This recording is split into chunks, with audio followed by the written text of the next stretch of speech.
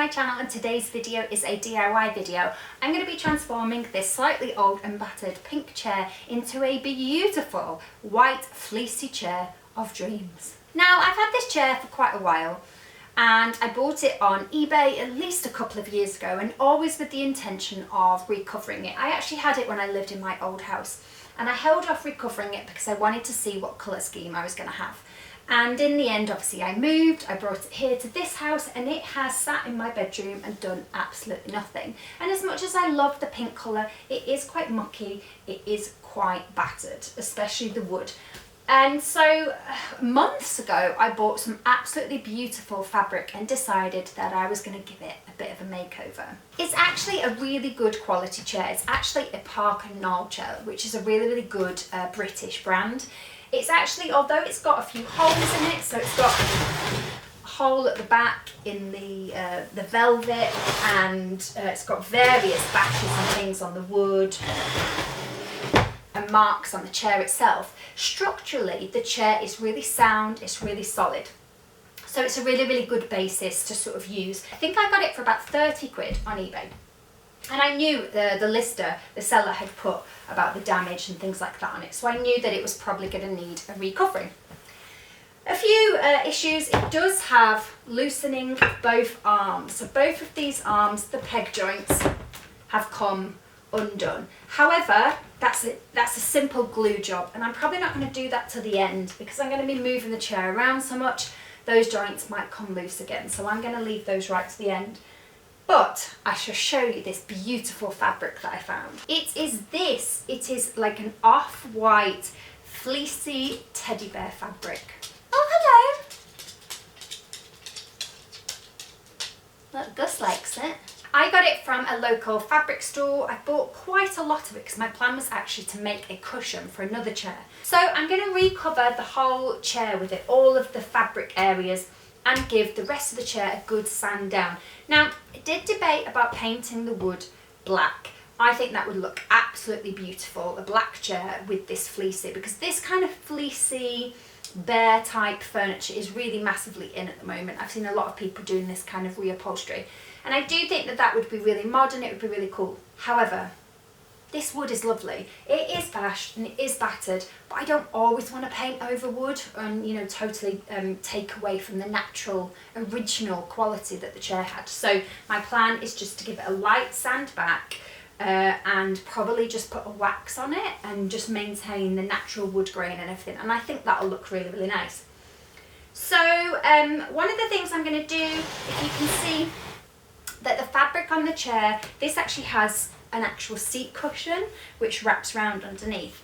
So I'm going to do this slightly differently. I'm actually going to take my fabric underneath. So it will be, all of this will be fleecy and white. The only wood bits will be the legs and the arms. And that's just, A, because I want that look, and also that's going to make things so much simpler because otherwise I would have to make a cushion that sort of folds around. This way I can literally take it underneath and staple it, and it can all be done much easier and much quicker.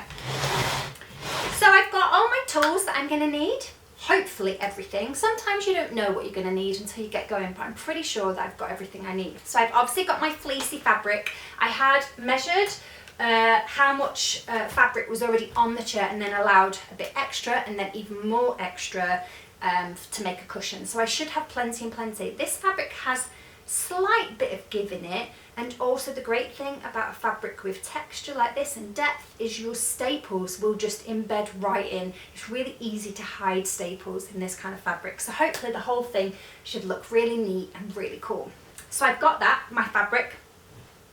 I also bought some extra wadding because although I say the chair's in good sort of standing, one of the first things I'm going to do is take the fabric off. I don't know what the wadding and everything is going to be like under this because it is quite old, and also I thought I might like a little bit of extra paddedness here on the back, so I bought some extra wadding for that. Then I've got my staple gun and loads of staples. I've made sure I've got loads of staples. Couple of tape measures to measure everything up. Tailor's chalk so I can draw out on my fabric. A few different pairs of scissors. I've got a couple of pairs of scissors. I'm going to need good sharp scissors to cut through that fleece, and also some tiny little scissors because one of the first things I'm going to have to do is unpick all of this. And I also think, which I haven't got here, I'm going to need a screwdriver to probably, and some pliers to get out some of the staples on the back, so I'll have to grab them. And then lastly, I'm going to sand the chair, and I'm just going to use my little detail sander, and I've obviously got my mask as well. I've also got wire wool attachment for this, and I'm going to finish off with wire wool to smooth it right down before I then wax it. So the first job I need to do is to take all of this fabric off. So this cushion should be fairly easy to take off because it's actually completely detachable. It's just in with some staples. The back fabric will be a little bit trickier. These are small upholstery pins or tacks which are normally just hammered in. This has a piece here on the back which I'll have to pry off, and then there'll also be this section, the whole back section. So that's going to be my first job, and I think once I get all of that off, I'm also going to be able to assess the chair generally. I'm going to lay the fur over and just get a sense of what it might look like. So yeah, let's get going.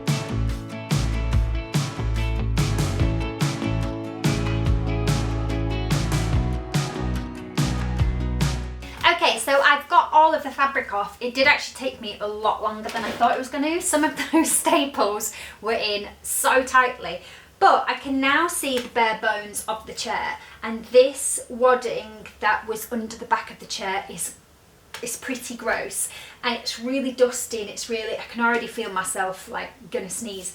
So I'm going to strip all of that off and bin it, and I'm going to be replacing it with that new wadding that I bought. And then what I'm going to do is give the whole chair a sand and then a clean hoover. I'm going to hoover it all and get rid of any bits of this, and then give it a clean with sugar soap as well. And then I can move on to the next stage. So normally I would like to go and sand this outside, but it's actually snowing today. Well, it was snowing, it's now raining. So I'm going to have to do the sanding inside. However, I've covered up my sofa. I'm going to cover up my TV unit as well. And I'm only going to be sanding very lightly with my little mouse sander. I don't think there's going to be a huge amount of dust. I'm only going to take off this sort of top layer. So hopefully it won't be too bad. But, you know, in perfect situation, I would prefer to sand outside. But I want to get this done today. And yeah, as I said, I don't think it will be too bad. And I will just hoover up straight away. So yeah, let's get cracking.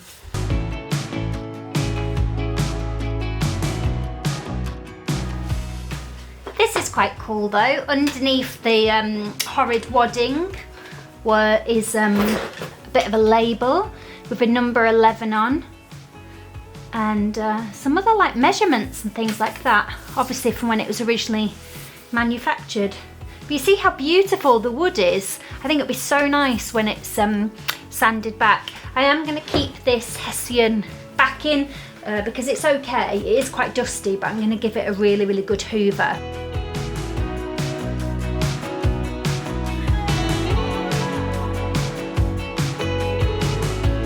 And then I'm going to just very carefully check it over for nails and staples before I go at it with my sander, because I don't want to obviously my sander get broken or run into any nails. So there's a few still left. So underneath here you can actually see the Parker Knoll trademark all stamped. This is model number PK765. So that was the model of the chair. I do quite love that. I kind of slightly wish it was on the other side and I would leave it, but actually my fur is going to extend right over that, so you won't see it, but it's nice. I like the fact that it's there. That's pretty cool.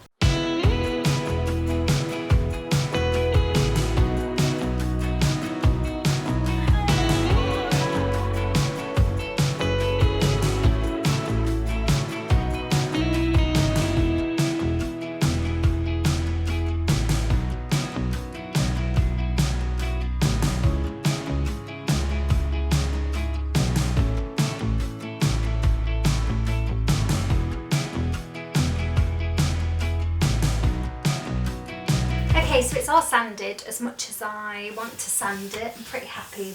That's all of the varnish off, so now when I put the oil or the wax or whatever I decide to put on it, it can soak in and you'll see all of the grain.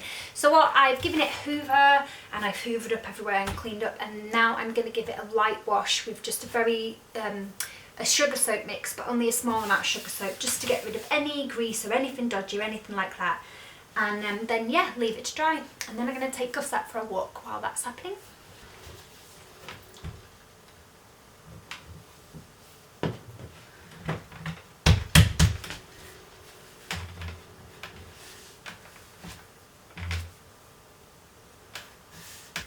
Okay, so the chair has dried now, and my next job is to wax it. So I decided just to put some wax on, which will hopefully show up the grain of the wood still, but it will seal the wood in.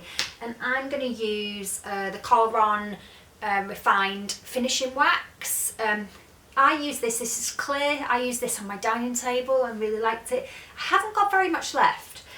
Normally I would like to do 2 coats, so I think probably what I'm going to do is just do the 1 coat, then finish the chair off, and I'll show you how it looks. But bear in mind that I probably will go back into the areas that are exposed of wood and just give them a second coat, but I'll have to go and get some more of this wax. But we're currently in lockdown at the moment, so it is a little bit trickier to get hold of these things, so, and I don't want that to hold up the video.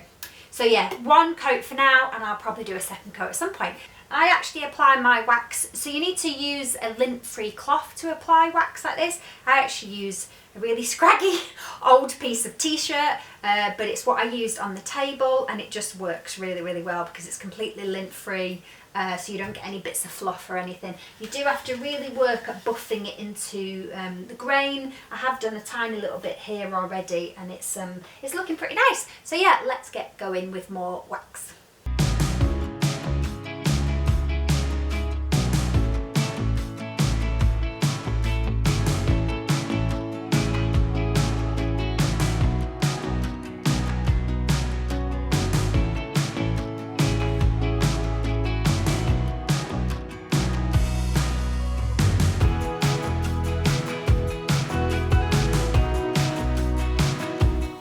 So I've got a couple more jobs to do tonight, and then I'm going to finish off the rest tomorrow. So one of the things that I did was I have cut my wadding to size for the chair. So these tension rods, elastics, what I don't know the proper name. Probably should, but I don't. They're pretty strong, apart from a couple of them, and I'll show you in a close-up on the camera, are starting to fray. So I'm going to put just a few stitches in just to reinforce them, but I've pulled at them, they're not going anywhere. However, there is a bit of give here on the central ones, and also at the back here, this does sort of bow slightly back, and I would like a little bit more fullness. So a couple of things I've done. I have cut my wadding for the back, so I'm actually going to have on the back section 1 wadding like this, then another one, just I'm only putting these on roughly just to show you, another one like that, and then it's going to create an overlap in the middle, and that's just going to build it out a little bit, and then a final wadding over the top just to smooth that out, and then that'll have my fabric over. So I've pre-cut them, and then the other thing I did was take the wadding out of the seat cover. So this is the seat cover, so I've undone that, and I've taken the wadding and the foam out. It's alright, it's quite old, but this foam is, you know, foam is quite expensive, so if you can reuse the original foam, then do. And this is already curved to hook around the bottom. So my plan is with this, is to do a similar thing, to try and build up some sort of fullness in the middle. So I'm actually just going to use a few bits of wadding, which I'm going to lay, again I'm just chucking these on to show you. I'm going to lay them sort of like that. And then the other thing that I do is I pull at the edges of the wadding if I'm putting something in the middle, and that just flattens out the edges so you don't get any sharp edges. So they'll go on there, and then I've cut this final piece. Is that the right way around? I think it is. Final piece on like this, and this is going to go under there, slightly round the sides and slightly round underneath like that. And one of the things I'm going to do tomorrow when it's light is I'm going to use some spray adhesive, stick all of that wadding on. This wadding will actually be lightly stapled underneath, and then I'll be ready to put all of my fabric on. Yeah, my jobs for this evening are to just put some stitches in this section here, just to hold those in, and my final job is to use the back piece of fabric that I took off. So you can see that's the back piece here that went on like this, with the arm bits cut ready, and the bit, this has got a lot of staples in it still, so I've got to be quite careful. This is the back piece that covered the back of the chair. I'm going to use these as templates to cut my faux teddy bear fabric. So I'm going to cut my pieces tonight as well. I'm only going to cut the back because the bottom is obviously going to wrap around the sides, and so it's not going to be the same size as the original seat. So I'll probably work that out tomorrow. But that's my jobs for this evening.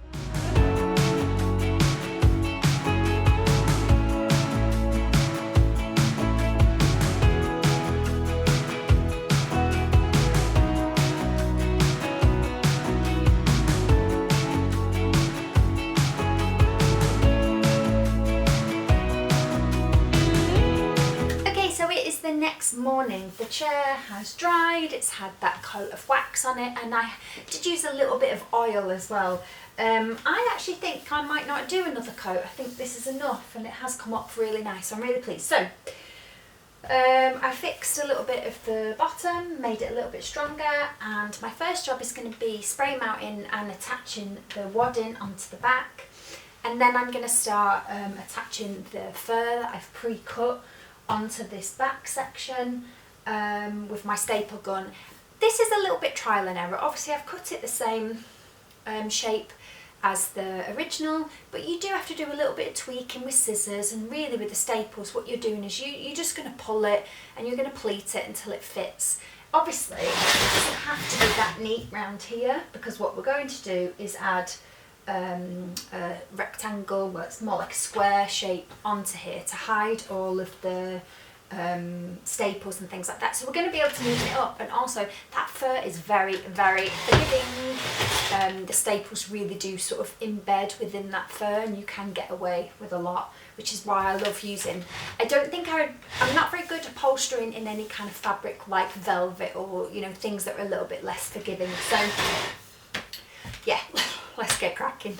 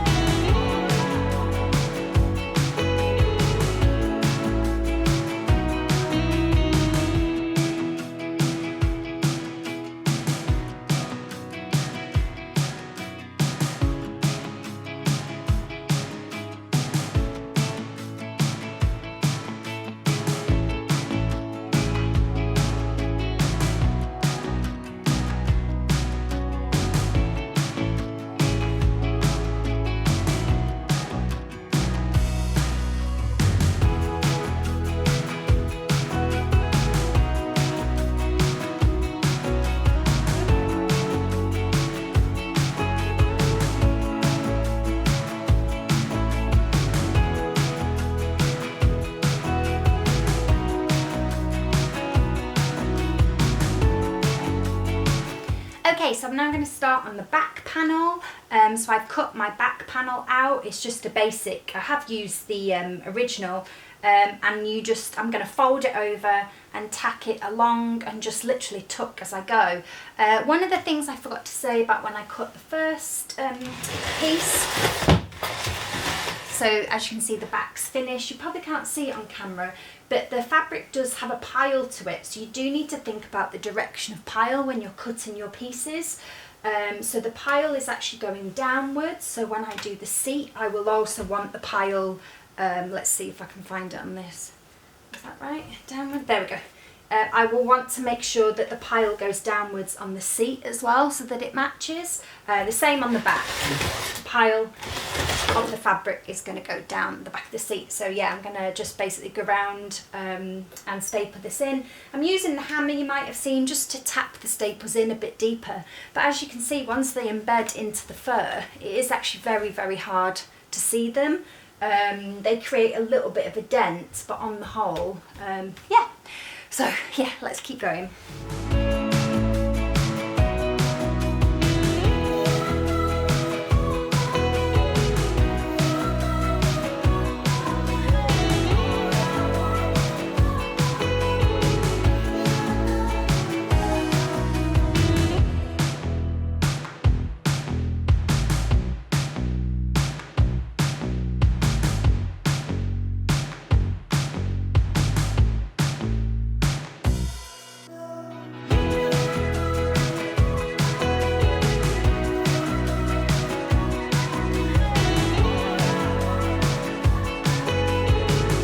Okay, so I have finished the back of the chair.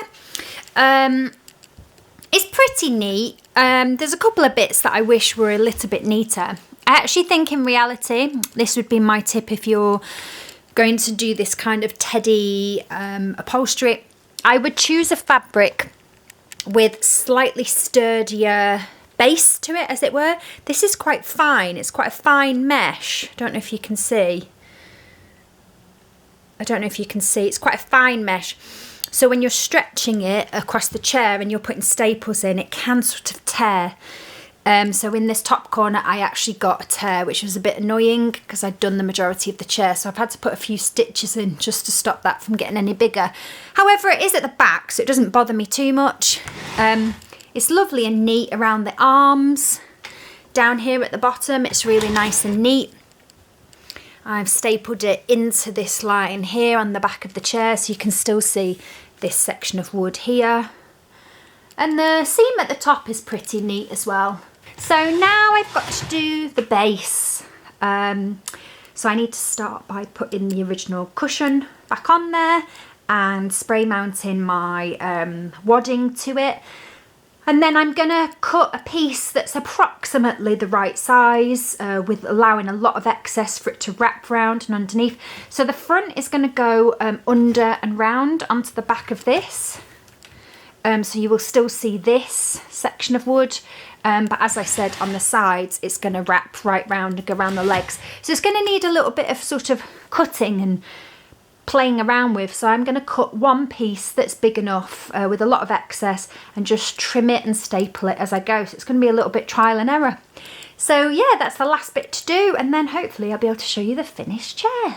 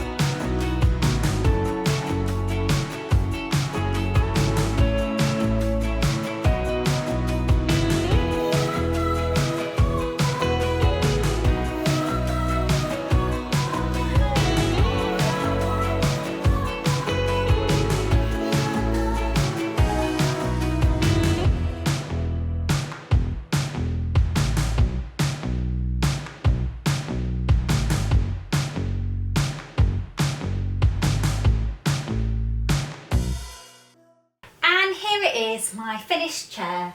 I'm so pleased with it. I think it looks really, really nice, really, really clean, really, really like minimal. As I said, the only thing I would do differently is I do think I would buy a slightly chunkier fabric that was just a little bit more resistant to pulling and stapling. But because it's an occasional chair, it's not going to get sat on a lot. It does just sit in the corner of my bedroom. I do think it'll be absolutely fine.